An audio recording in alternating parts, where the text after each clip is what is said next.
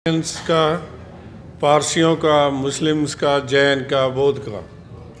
तो मेरे पास भी लोग आते हैं कि अब क्या हो गया, सिविल यूनिफॉर्म सिविल कोड हो गया, ये मोदी जी ने नया एक हमारे लिए खतरे की बात शुरू कर दी। तो मैं उनसे कहता हूँ कि जब आर्टिकल 44 यूनिफॉर्म सिविल कोड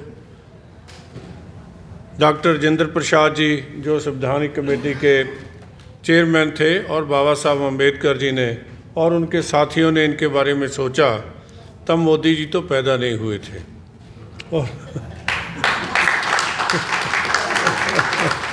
और ना ही मैं पैदा हुआ था। तो अब ये इसकी ज़रूरत क्यों पड़ गई? पहले तो इसकी ज़रूरत थी, तभी संविधान के निर्माताओं ने इसके बारे में सोचा कि यूनिफॉर्म सिविल कोड होना चाहिए। लेकिन शायद फिर कुछ कमजोरी आ गई, तो उन्होंने कहा कि इसको हम ठंडे बस्ते में रख देते हैं। और वो ठंडे बस्ते में रखते रखते बहुत दूर तक निकल गए। लेकिन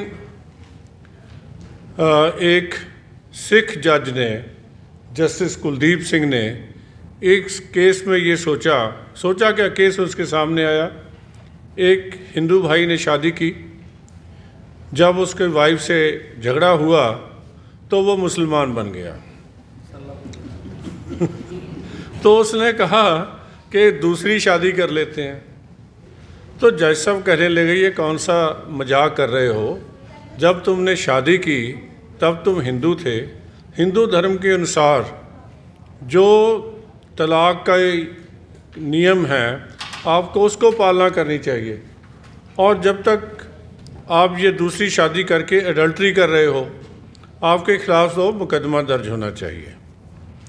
तो वो जज साहब का हुक्म हुआ। तो लेकिन जज साहब ने एक बड़ी सख्त जो है टिप्पणी उस पर कर दी, कमेंट कर दिए वो कि ये ठंडे बस्ते में रखना एक बहुत बड़ा गुनाह है।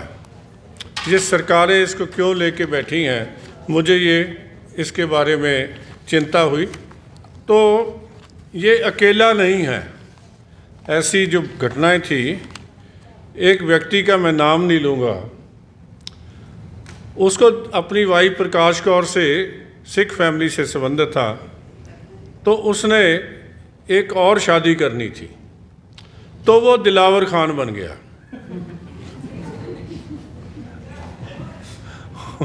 और जो जिस बहन ने उससे शादी करनी थी वो आयशा बन गई। शादी तो हो गई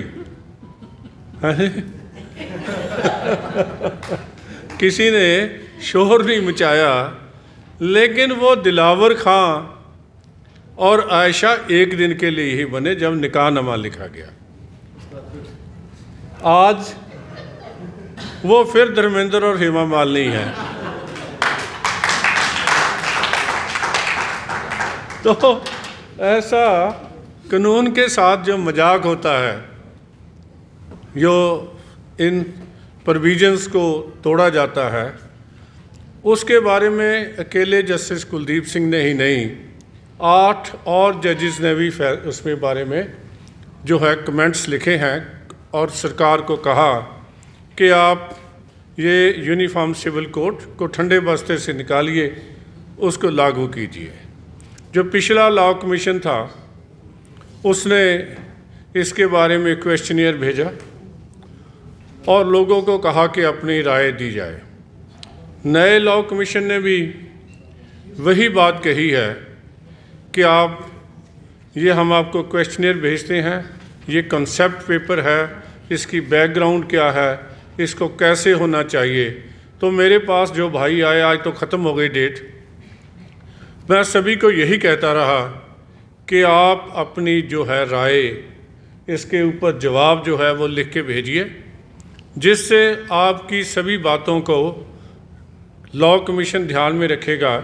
फिर सरकार के पास इसको लागू करने के लिए भेजा जाएगा। ये उनके पूरा एक प्रोसेस होता है, ऐसा नहीं है कि ये क्वेश्चनर आया और बिना सोचे समझे इसको आगे भेज दिया गया।